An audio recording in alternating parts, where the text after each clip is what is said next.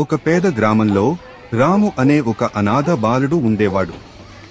అతని తల్లిదండ్రులు చిన్నప్పటి నుండే లేరు. అతను గ్రామంలోని ఇళ్లలో పనులు చేసి ఎవరి వద్దనైనా ఒక కూడు బియ్యం అడిగి జీవిస్తూ ఉండేవాడు. ఒకరోజు ఒక దయాళు వ్యాపారి ఆ గ్రామానికి వచ్చాడు. అతను రాముని కష్టాలను చూసి కరుణతో, నీకు నేను ఒక పని ఇస్తాను.